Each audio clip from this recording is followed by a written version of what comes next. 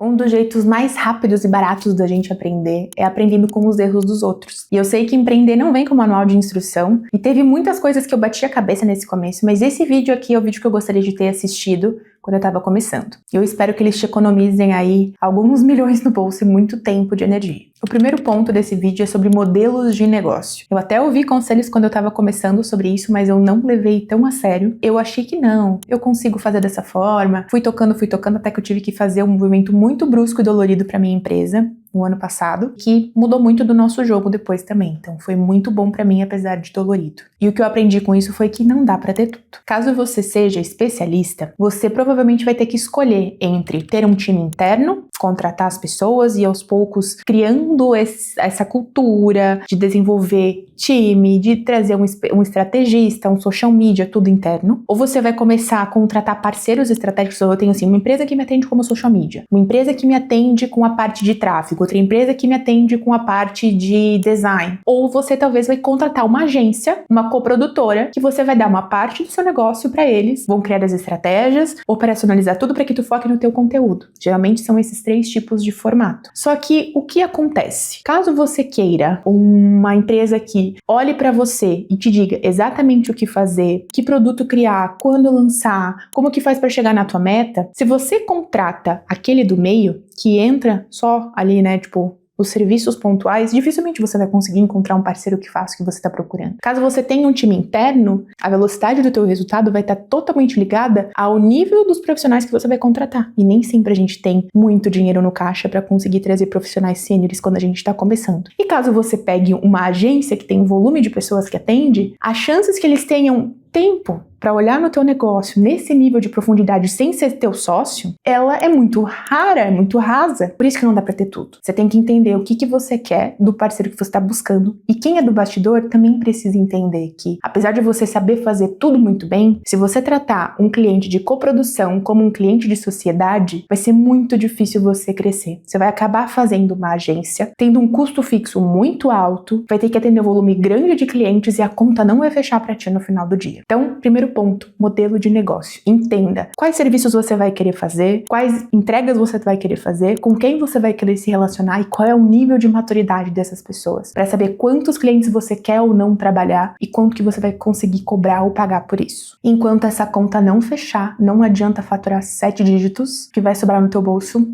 não vai ser tão relevante assim. O ponto número 2 é sobre contratação. E eu sei que quando a gente começa a empreender, a gente tem muito medo de trazer outras pessoas, porque até a decisão da gente fazer isso é assim, será que eu vou dar conta? Será que eu vou conseguir ganhar realmente bem? Não é um risco muito grande o que eu tô fazendo? Então quem dirá trazer uma pessoa de fora? Será que eu vou ter caixa para pagar? E se eu perder um cliente? Quanto tempo de caixa eu tenho que ter para poder contratar essa pessoa? Só que você não vai conseguir crescer a tua empresa se você não contratar, se você não tiver boas pessoas do seu lado. E aí, esses tempos eu tava na Craft, se não me engano foi na Craft agora de maio, e uma das coisas que falaram lá foi que a nossa empresa, ela sempre anda na velocidade do mais lento. E não tem como você ser rápido quando você tem que fazer tudo. Não dá pra você querer correr uma maratona segurando uma mochila com uma bicicleta do braço porque tá sem um pneu, e daí do outro lado você tem um telefone na orelha preso. Tipo, como que você vai conseguir andar longas distâncias dessa forma? Vai ser muito pesado. Agora, se você tem um time correndo contigo, é tipo aquela corrida de bastão que tu tem pra quem passar quando tu tá cansado e tu consegue andar muito, um caminho muito mais longo. Não saia contratando sem você ter, né, segurança financeira. Eu sempre trouxe pessoas pro meu time quando eu tinha ao menos 6 meses de salário pra essa pessoa, quando eu contratava ela. E isso é uma coisa que eu levo até hoje. Eu preciso ter caixa pra pagar. Se eu não tenho esse tempo de caixa, eu fico muito nervosa e eu não consigo operar direito. Então, tenha isso em mente. Quando você começa a crescer, vai chegar um momento em que para dar um salto você vai precisar de ajuda. Eu já conversei com alguns especialistas que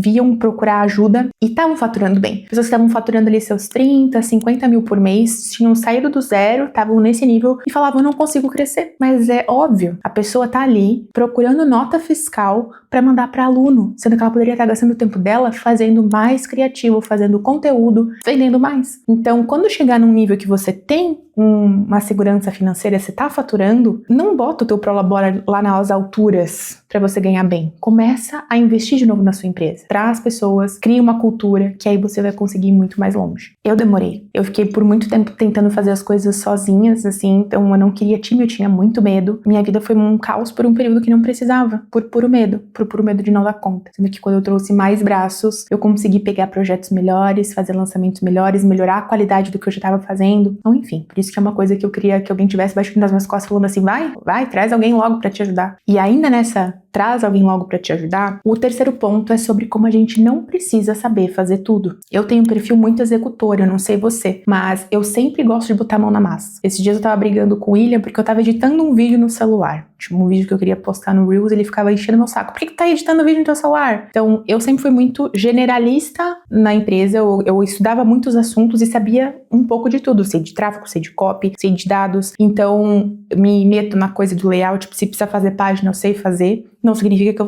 vá fazer a melhor página do mundo. Só que isso ajuda muito na hora de contratar. A gente tem que saber até o nível que a gente vai quando a gente precisa ser bom naquilo, ser especialista naquilo, e até o nível que a gente tem que trazer alguém que seja melhor. Um exemplo pra vocês. Essa semana eu tava tentando criar um agente de IA mega específico, precisava de uns negócios de programação. Eu sei criar meus agentes de IA. Eu tenho vários agentes que eu já criei com os nossos processos internos aqui na Prosp. E aí eu pensei, eu consigo fazer isso aí, vou fazer. Quebrei a cabeça, tentei, não tava dando, tava um monte de problema de integração que não tava puxando os dados que eu precisava com plataforma externa, e eu falei, vou comprar um curso. Comprei um curso, fiquei lá 15 horas durante a semana, essa semana tava corrida, mais de 15 horas eu acho que foi no meu dia, tentando fazer aquele negócio. No final das contas, eu fui lá e contratei um cara pra fazer, porque eu já não tava mais com tempo de onde tirar, eu precisava daquilo ali com urgência. Só que quando eu trouxe o cara, eu trouxe pra ele tudo bem certinho, eu sabia o que pedir pra ele, o que eu precisava de retorno dele, e ele conseguiu implementar as coisas muito mais fácil, porque eu sabia do que estava falando. Então a gente tem que saber no que a gente tem que ser especialista mesmo, e no que a gente só precisa saber se comunicar e como que as coisas funcionam. Principalmente quando a gente tem uma empresa. Como é que você vai ter um gestor de tráfego se você não sabe cobrar dele o que ele precisa fazer? Quantos especialistas já falaram comigo que levaram um banho de profissionais que eles contrataram porque eles não sabiam dizer se aquilo ali que estava sendo entregue era bom ou não. Eles não gostavam do resultado, mas eles não conseguiam argumentar com o profissional porque aquilo ali não parecia certo. Você não precisa ser profissional, mas escolha as informações que você precisa realmente conhecer. Se esse é um assunto que vocês querem saber mais, deixe nos comentários aqui que a gente pode fazer um apanhadão, né, das especialidades, o que vocês precisariam saber de cada coisa sendo especialista. Outra coisa que eu queria ter escutado antes, que eu não queria ter demorado tanto para dar ouvidos, é sobre o peso da marca pessoal. Quem é especialista não vai ter problema com isso, tu já tá querendo ser especialista para se expor, tu vai ter que ser bom de marca pessoal, tu vai ter que entender qual vai ser teu posicionamento, como é que tu fala, qual que é a audiência que tu quer alcançar, quais canais que tu tem que estar presente, fazer um bom plano para ter uma presença digital bem amarrada. Agora, se tu é do bastidor, a chance que você seja que nem eu, que quer ficar escondidinha atrás da câmera, é muito grande. Esses dias eu tava olhando o meu perfil do Instagram, eu criei ele final de 2019, quando eu tava fazendo um curso ainda de conteúdo, na época que eu trabalhava com conteúdo, e já tava na área fazia uns 3 anos, pensando assim,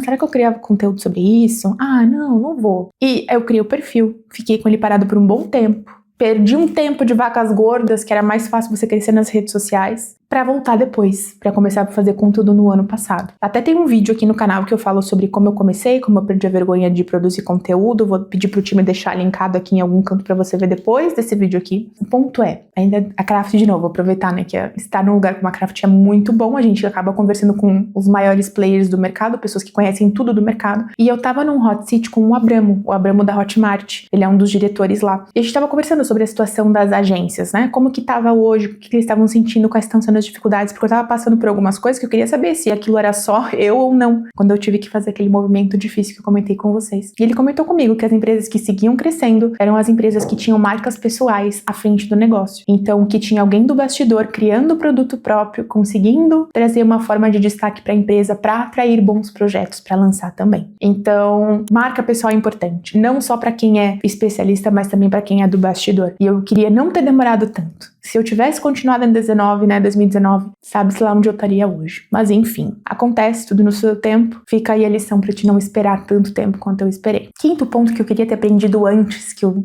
custei a aprender foi sobre nem tudo ser um all-in. Nem todo lugar que a gente entra, nem todo projeto que a gente faz precisa do nosso all-in. E pra mim, a entrega sempre tem que ser aquela coisa primorosa, tem que sempre ser um over-deliver. Eu nunca consigo ser meio termo. Eu sou 8 ou 80 em geral na vida. Então nunca passou pela minha cabeça que eu poderia entrar num projeto e fazer um lançamento pontual pra eles sem querer olhar o todo. Então esses dias eu conversei com uma pessoa do mercado que ela falou pra mim, olha, tô num projeto gigante, não é meu sócio, não entrei com essa categoria de sociedade, tô fazendo o melhor trabalho dentro dessas configurações, mas eu sei quanto cartucho eu tenho pra dar quando a gente virar sócio. E às vezes a gente pensa que só existe um modelo de trabalho. Tudo que a gente faz precisa ser tudo ou nada, sendo que as negociações nem sempre são desse formato. A gente tem que estar muito bem alinhado quando a gente entra num projeto. Do que é o esperado, da onde a gente pode chegar, mas qual que é a nossa negociação. E aí, como especialista, você tem que olhar isso com a agência que você está contratando, com as pessoas que você está contratando,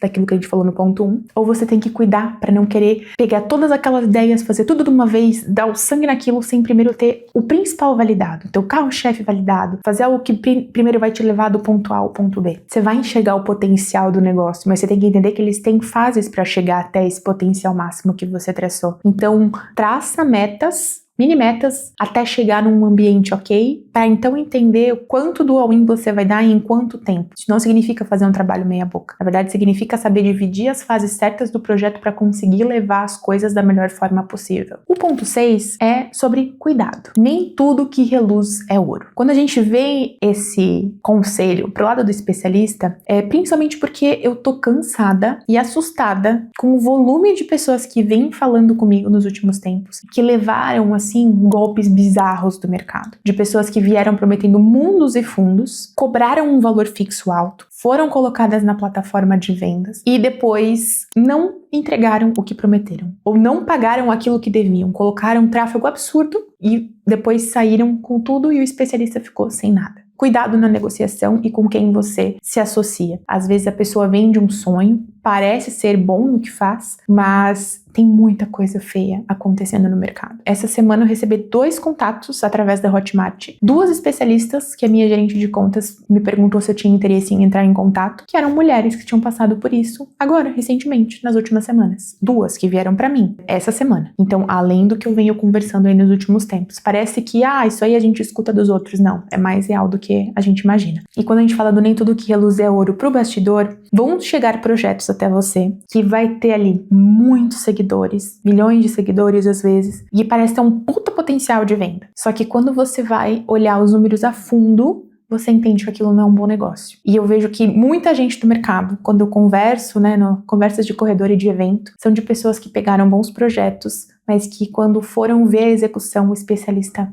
não conseguia vender, não conseguia sustentar, reembolso muito alto. Então, nem tudo que reluz é ouro. Cuidado em qualquer relação que você vai ter, seja você o lado especialista ou você o lado bastidor. Eu acredito muito na visão de longo prazo de construção de negócio. Então, se não achar uma pessoa com valores alinhados, com crenças semelhantes, pessoas que ensinam aquilo que você acredita, não vai ser algo sustentável, sabe? Esses são os 6 pontos principais que eu gostaria de ter escutado mais, prestado mais atenção quando eu tava começando. Porém, tem um 7º que faz total sentido, uma dica extra aqui pra vocês, que é sobre quem manda no jogo é o caixa. A gente às vezes se preocupa muito com a entrada, com as plaquinhas, com o volume de faturamento, e eu vejo que muitas pessoas são muito boas de marketing e não olham para a parte de gestão, que é tão importante quanto fazer um bom marketing. Então, se o teu fluxo de caixa não for bem controlado, se as tuas despesas não forem muito bem separadas, se você não souber qual que é a sua margem de lucro por projeto, ou por ação, ou por mês, a chance de que você não consiga, beleza, eu fiz um excelente lançamento, gastei no próximo muito, e vai que agora eu tenho tudo isso de caixa, eu vou botar tudo isso de all-in no próximo lançamento e ele dá errado. Teu projeto morreu? Então, controle o seu caixa. Espero que esse vídeo chegue para você em bom momento, que te ajude a economizar aí, tempo, dinheiro. E caso agora você esteja realmente começando e ainda não tem nem produto, eu tenho um vídeo, um mini curso, que tá aqui no YouTube, vai ficar aqui do lado para você clicar e agora assistir, que eu te dou um desafio, te mostro como em 15 dias deixar o seu produto pronto para venda com tudo que eu utilizo aqui nos nossos projetos e que criam boas ofertas e tem aí mais de 40 mil alunos. Te espero no próximo vídeo. Até!